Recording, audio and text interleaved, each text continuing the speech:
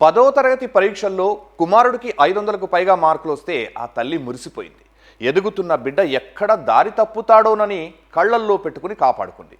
చెడు సావాసాలు పట్టి చెడిపోతాడేమోనని ఎప్పటికప్పుడు జాగ్రత్తలు చెప్పి క్రమశిక్షణతో పెంచాలనుకుంది.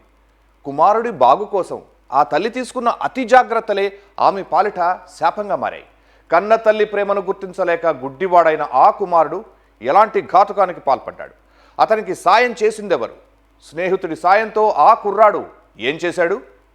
బాల్యం నుంచి కౌమార దశకు చేరే వయసులో పిల్లల్లో వచ్చే మార్పులు తల్లిదండ్రుల్లో భయాన్ని కలిగిస్తాయి. అప్పటి వరకు పుస్తకం వదలకుండా చదువుతున్న పిల్లలు ఒక్కసారిగా ఫోన్లో ఎక్కువసేపు గడపటం, తల్లిదండ్రులకు అబద్ధాలు చెప్పడం, ఇక ప్రేమలు, అమ్మాయిలు అబ్బాయిలు చెట్టాపట్టాలేసుకుని తిరగడాలు తల్లిదండ్రుల భయాన్ని రెట్టింపు చేస్తాయి. దీంతో వారు మరికొంత కఠినంగా మారడం పిల్లలకు ఏమాత్రం నచ్చదు. అలా తల్లి తనను అదుపు చేయడం జీర్ణించుకోలేని ఓ కుమారుడు కఠిన నిర్ణయం తీసుకున్నాడు. స్నేహితుడి సాయంతో చేయరాని ఘోరం చేశాడు. కన్న తల్లి అన్న కనికరం లేకుండా కత్తి దూశాడు.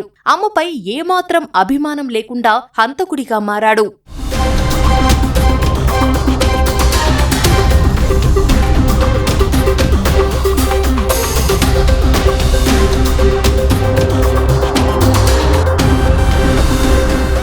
విజయనగరం జిల్లా రాజాంలోని డోలపేటకు చెందిన ముంచేటి స్పందనకు ఏకైక కుమారుడు ఉన్నాడు. ఒక్కగానొక్క కొడుక్కి మంచి చదువులు చెప్పించి ప్రయోజకుడిని చేసి మంచి ఉద్యోగం చేస్తే చూసి మురిసిపోవాలని ఆ తల్లి ఎన్నో కలలు కన్నది. చెడు స్నేహాలు చేస్తే పిల్లాడు చదువుకు దూరమవుతాడని భావించి చిన్నప్పటి నుంచి ఎంతో క్రమశిక్షణతో పెంచింది. తల్లి కష్టం ఫలించి ఇటీవల విడుదలైన 10వ తరగతి ఫలితాల్లో కుమారుడు సైతం 520 మార్కులు తెచ్చుకొని శభాష్ అనిపించుకున్నాడు. అయితే తల్లి పెట్టే ఆంక్షలు ఆ కుమారుడిపై తీవ్ర ప్రభావం చూపాయి. తన స్నేహితుల మాదిరిగా తనను స్వేచ్ఛగా వదిలిపెట్టకుండా తల్లి తనను కట్టడి చేస్తోందని కుమారుడు కక్ష పెంచుకున్నాడు.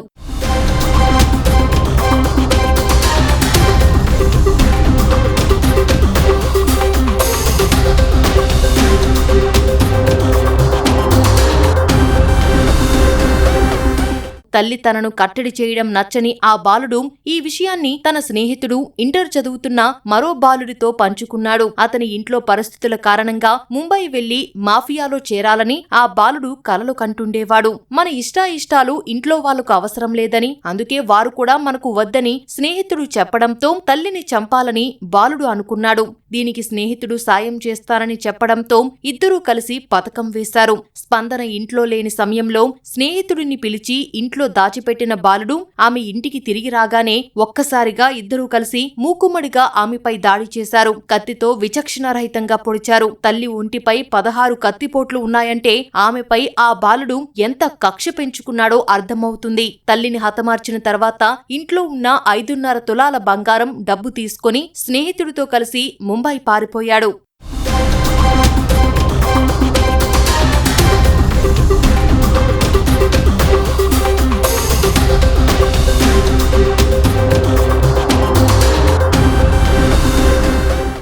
అసలు ఈ తల్లి కొడుకుల బంధాలు ఉన్నాయా లేదా అన్న అనుమానం కలిగే విధంగా ఈ నేరం జరిగింది.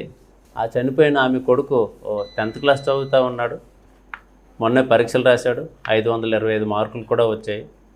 అయితే ఇంట్లో తల్లి ఎక్కువ కట్టుదిట్టంగా పెంచడం కూడా తప్పులాగే అనిపించింది కుర్రాడికి. ఇంటికి వచ్చినప్పుడు కాళ్ళు కడుక్కోమని, లేకపోతే ప్రతిదానికి రూల్స్ అన్ని రెగ్యులేషన్స్ అన్ని పెట్టడం. ఆ అబ్బాయి తీవ్రంగా మనస్తాపానికి గురయ్యాడు. అంతేకాకుండా ఎవరో ఒక అమ్మాయిని ప్రేమిస్తున్నా అని చెప్పేసి లెటర్ రాసుకున్నాడు. ఆ విషయం తల్లికి తెలిసిపోయి ఇంకా ఆ అబ్బాయి మీద మరింత ఆంక్షలు అన్నీ పెట్టడం వల్ల అబ్బాయి తీవ్రమైన మనస్తాపం చెంది మొదట అబ్బాయి ఈ రెండో అబ్బాయి ఇద్దరు కలుసుకున్నారు. ఒకరి కష్టాలు ఒకరు తెలియజేసుకున్నారు. తెలియజేసుకుని ఎలాగైతే ఏం చేయాలి ఎలా చేయాలంటే ముందు మా అమ్మని ఇచ్చేసేయాలని చెప్పి వాళ్ళు అనుకున్నాడు. వాళ్ళ ఇంటికి వెళ్ళి అనుకున్న ప్లాన్ ప్రకారం వాళ్ళ అమ్మ అప్పుడు ఇంట్లో లేదు.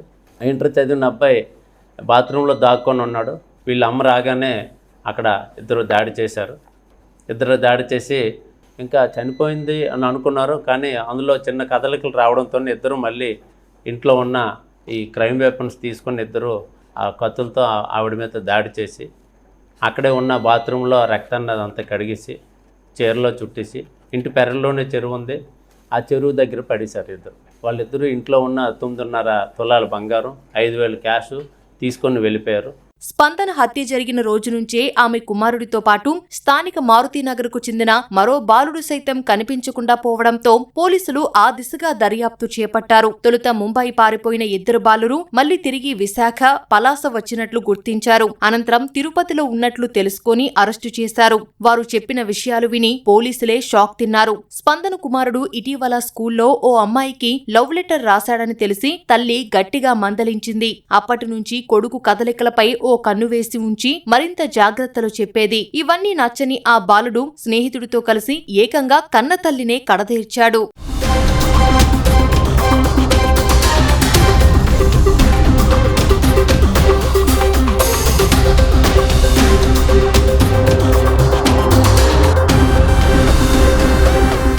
కన్నతల్లిని చంపి మృతదేహాన్ని పెరట్లో పడేసి వెళ్లిపోయారు. కంప్యూటర్లు, సెల్ ఫోన్లకు బానిసలవుతున్న చిన్నారుల్లో క్రూరత్వం పెరిగిపోతోందని మానసిక నిపుణులు తెలిపారు. చిన్న మాట అన్నా కోప్పడిపోతున్నారని, బంధాలకు, బంధుత్వాలకు అసలు విలువ తెలుసుకోలేకపోతున్నారని వివరించారు.